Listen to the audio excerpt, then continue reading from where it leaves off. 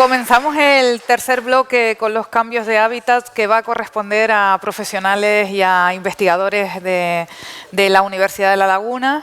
En este caso tenemos a Cataiza López, que va a hablar de zoantidios y que viene del grupo Bioecomac. Adelante. Hola, buenos días. ¿Se me oye bien? Sí. Como dijo la compañera, vengo del grupo de la Universidad de La Laguna. Voy a hablar de los zoantidios, no de genética. Vamos a tratar esta vez la parte de los patrones de distribución de las especies en la zona intermareal de las Islas Canarias y su relación con la temperatura, como una aproximación a la búsqueda de refugios climáticos. Bueno, esta no es la última charla, pero bueno. No voy a entrar en el tema del cambio global, no el cambio climático, y de todos sus efectos derivados, porque ya todos los que estamos en esta sala los conocemos. Hemos estado hablando del aumento de temperatura. Esto es una gráfica que muestra desde 1901 hasta 2012 cómo a lo largo de todo el globo ha ido aumentando la temperatura y además en diferentes proporciones. Y un poco hemos ido hablando en todo este congreso de las consecuencias derivadas, como los cambios en los patrones de distribución de las especies, de las que hablaba mucho mi compañero Falcón, asociadas a las plataformas petrolíferas. Y esta no es la charla que tenía, así que bueno, voy a improvisar un poco con lo que vaya saliendo. ¿Están las dos aquí? Bueno, comentaba lo de los cambios en los patrones de distribución, sobre todo se ha visto acelerado con el tema de la navegación de los grandes buques o de las plataformas petrolíferas, que por ese movimiento lento son capaces de crear verdaderos ecosistemas debajo de ellas y trasladarlos a otras zonas muy lejanas, que normalmente solían morir esos organismos, pero ya hemos visto que con el aumento de temperatura hay algunos que salen para adelante, ¿no? Produciéndose en general lo que conocemos como el efecto de la tropicalización, esa prevalencia de las especies con afinidades por aguas más cálidas que otras que tienen una afinidad quizás por latitudes más altas o por aguas más frías. No hemos comentado, creo, el tema del bleaching, que es otro de los grandes efectos y de las repercusiones más estudiadas sobre el cambio global, que de lo que trata es de esa rotura entre la relación simbiótica que se da entre los corales, los más estudiados, los escleractinios, porque son los formadores de arrecife, ¿no? Pero todas las especies que viven en simbiosis con zooxantelas, y que está produciendo la muerte de muchas zonas de arrecife de coral que cada vez son más recurrentes y más severas. En esta reorganización de especies hay algunas que se ven más favorecidas que otras por sus características intrínsecas. Y, quería hablar también un poco de lo que es la temperatura del agua en Canarias, que desde los años 70 hasta 2018, que es la representación de esta gráfica, se ha visto que hay una tendencia al aumento que es mucho más severa para los meses de verano. Y esto está haciendo que muchas especies sean capaces de proliferar. Sobre la tropicalización en Canarias, ya mis compañeros les han hablado bastante y con datos mucho más recientes, pero sí que es cierto que aquí Alberto Brito, en el año 2005, ya registró 30 nuevas especies de peces, el 80% de ellos de origen tropical y muchas de ellas, como el Natolepis thomsoni o el Cantidermis suflamen, ya tienen poblaciones estables en el archipiélago. No solo organismos pelágicos o organismos nadadores, sino también organismos bentónicos como el coral de fuego y del que hablará mi compañera Adriana a continuación.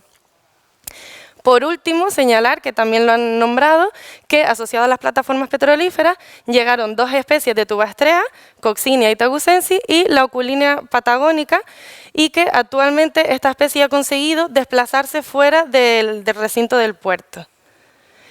Les comentaba que en esta situación de cambio, reorganización de especies, hay unas, los zoantidios, que se han visto beneficiadas en el sentido de que son más resistentes a las perturbaciones, tanto impactos antrópicos como de polución o emisarios o zonas donde ha habido un aumento de temperatura, y especies como los corales escleractinios se han visto afectados y ellos aprovechan y se expanden. Es más una resistencia que la propia capacidad de desplazar a otras especies.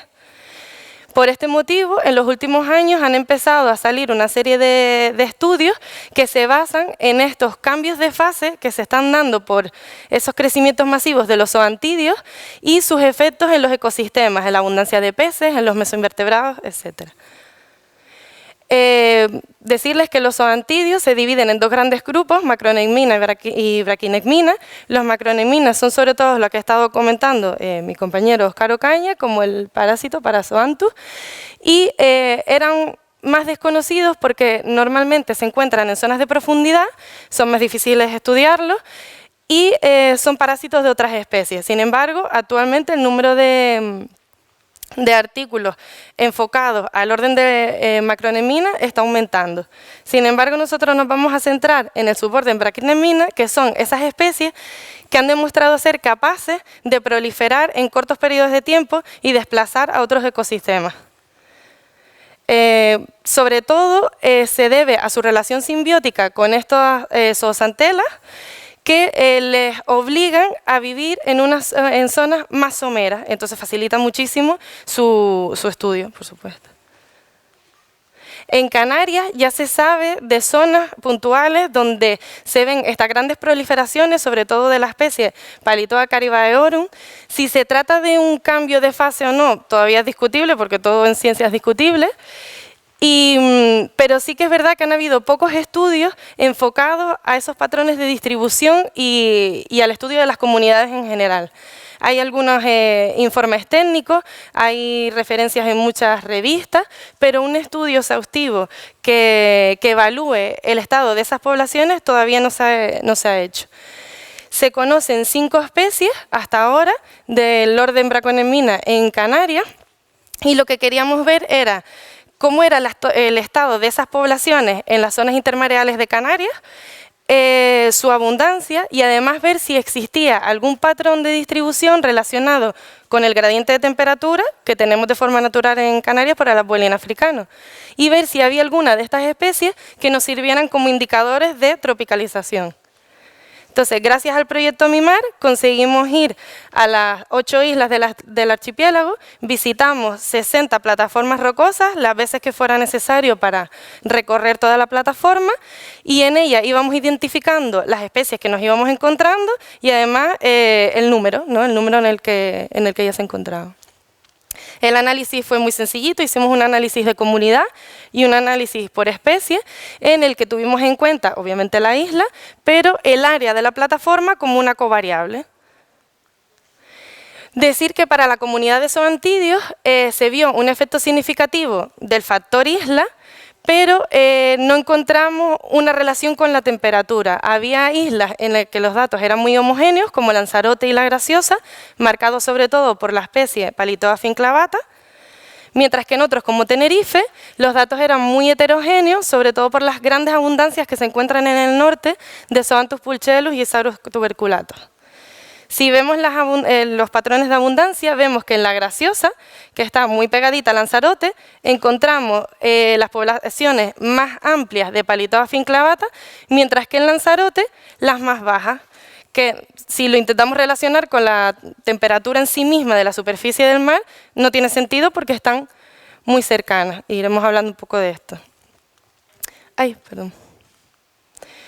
Entonces, a pesar de que otros autores han demostrado que la distribución de zoantidios sí que existe, sí que siguen un patrón relacionado con la temperatura, en términos de comunidad nosotros no hemos visto nada claro. Entonces decidimos hacerlo por especie. Para la Palitoa grandiflora solo encontramos una población al suroeste de Tenerife, entonces no hay análisis posible que se pueda hacer ahí. Sí decir que Palitoa grandiflora es una de las especies que se ha reportado como capaces de desplazar a estos corales duros, de aprovechar ese momento de debilidad, por decirlo de alguna forma, y avanzar de tal forma que tapiza toda la zona que antes estaba ocupada por corales escleractíneos. Este es un trabajo muy reciente. Sin embargo, en la zona donde la encontramos en Tenerife, la hemos vuelto a visitar, y de unas 250 colonias que contamos en 2014, ahora solo hemos encontrado 30.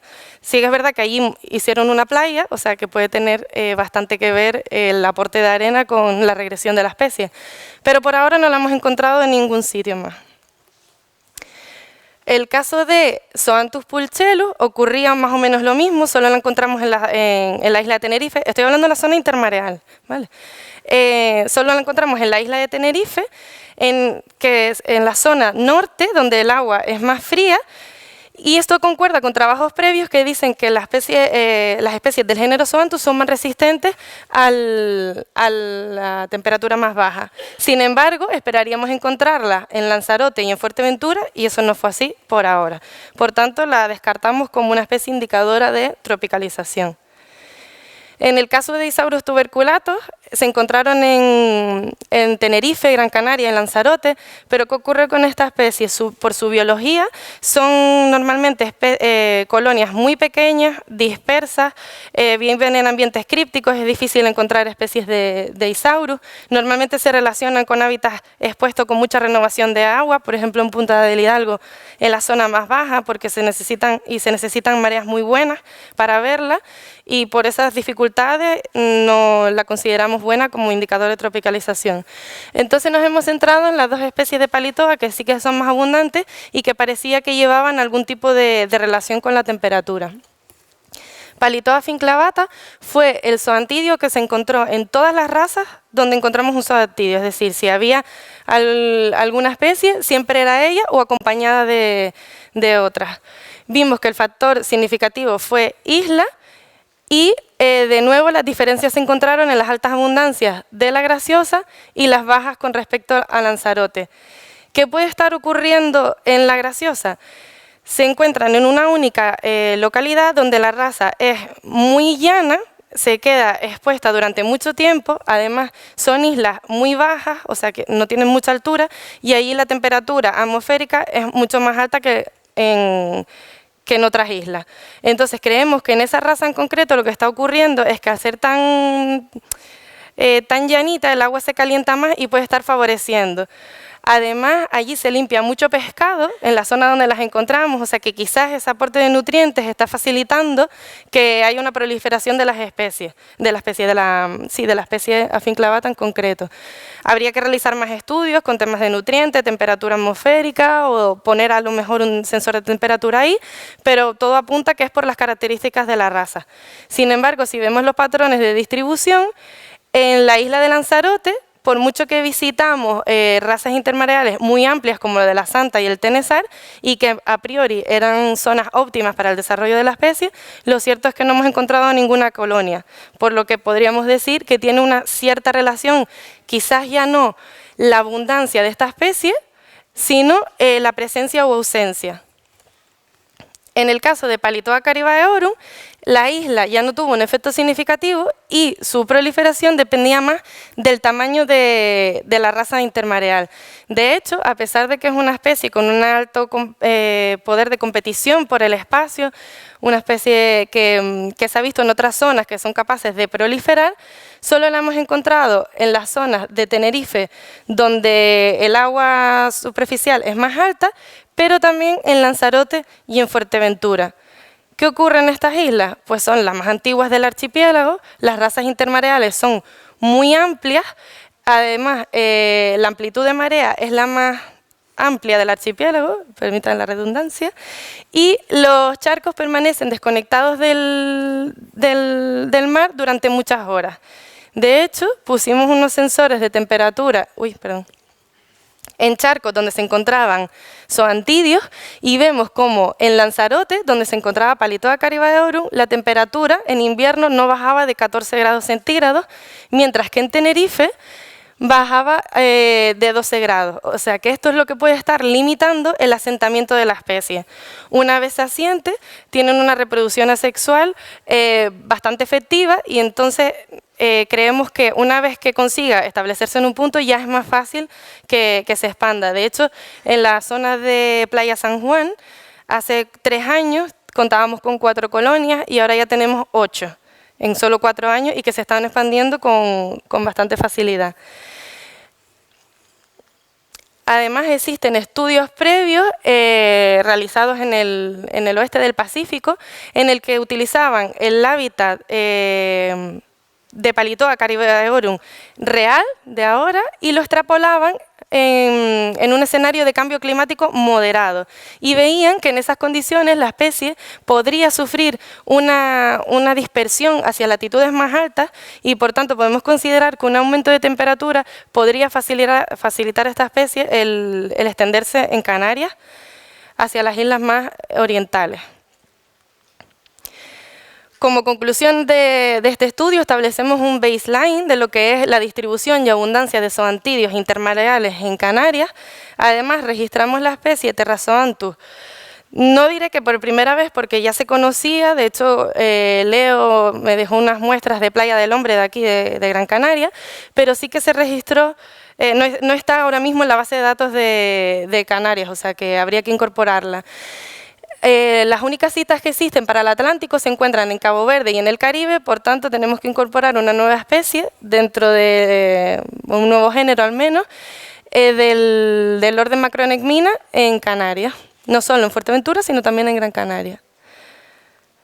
Decir que la distribución de zoantidios, sobre todo de Palitoa clavata y Palitoa caribaeorum, sí que siguen una cierta relación con la temperatura y nos pueden dar idea de cambios y de tropicalización, es decir, esperamos que estas poblaciones que se encuentran aquí, de hecho la del médano la encontramos recientemente, puedan seguir proliferando y el hecho de que ese cambio nos dé a nosotros una idea de que ahí está ocurriendo algo. Y si vemos las características que se han descrito para buenos indicadores que nos permitan llevar un seguimiento a largo plazo, como que sean abundantes, que tengan una amplia distribución, restringida movilidad, que sean fáciles de identificar y útiles para comparaciones a nivel global, creemos que Palitoa caribea y caribaeorum, Palitoa afinclavata son buenos indicadores de tropicalización. Y viniendo todo lo contrario, las zonas de Lanzarote, sobre todo la zona norte, y nos gustaría en un futuro, a ver si en el Mimar Plus o algo así, podemos visitar las zonas que nos quedaron sin recorrer en Fuerteventura y ver lo que ocurre en esta zona norte. Quizás estas islas podrían actuar, sobre todo estas razas de aquí, como zonas refugio para especies con apetencias por aguas un poquito más frías. Y quería darle las gracias a todo el equipo que está detrás de esto, porque fue un curro impresionante, lo de caminar por las razas. Así que muchísimas gracias a todos ellos y si tienen alguna pregunta.